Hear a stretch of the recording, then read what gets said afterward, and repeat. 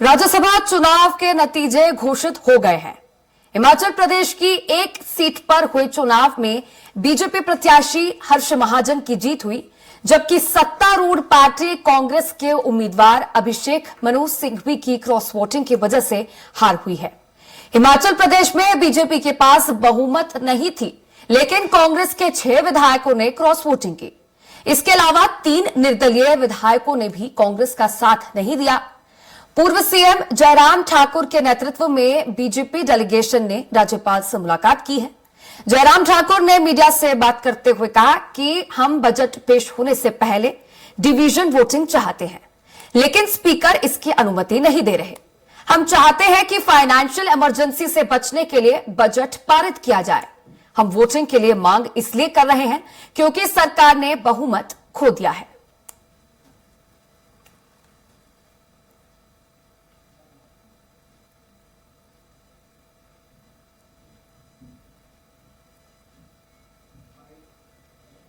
लेकिन जो घटनाक्रम घटित हुआ है हिमाचल प्रदेश में अभी ताजा राजनीतिक दृष्टि से, उस पर सारी चीजों पर यह कहा जा सकता है कि सरकार अपना सत्ता में रहने के लिए जो नैतिक अधिकार है वो खो चुकी है।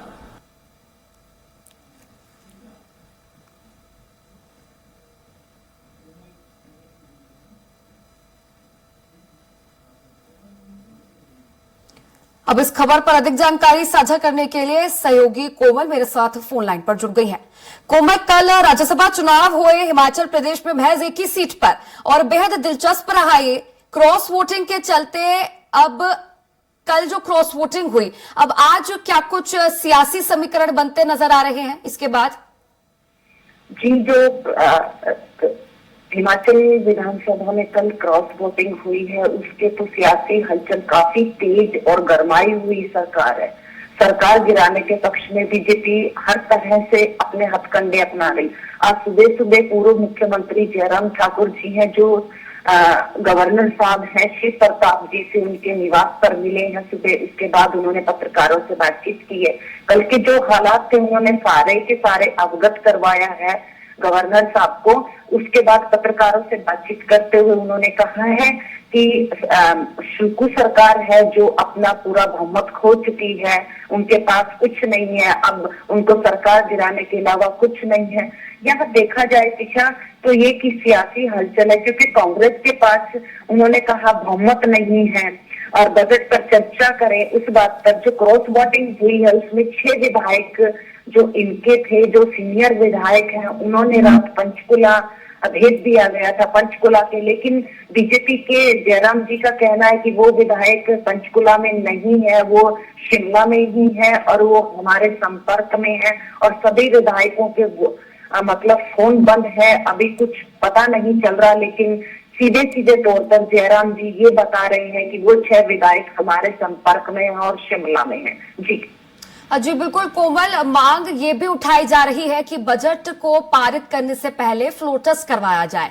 तो क्या लगता है ये फ्लो टेस्ट होता है तो क्या कुछ निकलकर सामने आ सकता है? क्योंकि संभावनाएं तो अब यही लग रही है कि सुक्खू सरकार अब बचने नहीं वाली। जी दिशा, यहाँ बहुत ऑफ डिविजन को लेकर आएंगे, डिविजन ऑफ वोट को लेकर आएंगे। तो यहाँ जो 6 विधायकों ने क्रॉस वोटिंग की है, कांग्रेस उसके खिलाफ क्या कार्रवाई करती है, क्या उनके ऊपर डिफेंस ऑफ लॉ का कोई देकर उनको उनके हवाले उनको कुछ एप्लीकेशंस देगी, उनपे कोई कार्रवाई करेगी। अभी ये 1 बजे निकल कर आएगा कि इनको 1 बजे सीएम साहब ने अपने निवास स्थान पर 6 विधायकों को बुलाया और उनके खिलाफ क्या कार्रवाई करते। अगर 6 वोट ऑफ डिवीजन के तौर पर अगर 6 विधायकों पे ये कार्रवाई करती है, बीजेपी के विधायकों पर कार्रवाई करती है, तो सरकार अपना पक्ष बचा लेगी। अगर ये कार्रवाई नहीं करके और इसको बजट में पारित कर देगी तो सरकार अपनी बचा लेगी। लेकिन अभी कुछ कहने की स्थिति में नहीं है, क्योंकि कांग्रेस के 2 ऑब्जर्वर हैं जो शिमला अभी आ रहे हैं, पहुंच रहे हैं और इस पूरे घटनाक्रम पर आला कमान भी अपनी नजरें बनाए हुए है। और 6 विधायक जो सीनियर विधायक हैं यहाँ के, उनको अपने पक्ष में लेकर ऑब्जर्वर बातचीत करेंगे कि क्या दिक्कत है आप लोगों को सरकार से। क्या ये भी हो सकता है ईशा कि मुख्यमंत्री का जो हिमाचल चेहरा है वो बदला जाए और हर तरह से कांग्रेस 6 विधायक हैं जो सीनियर है, जिन पर क्रॉस वोटिंग का इल्जाम है, उनको मनाने की कोशिश करेंगे क्या?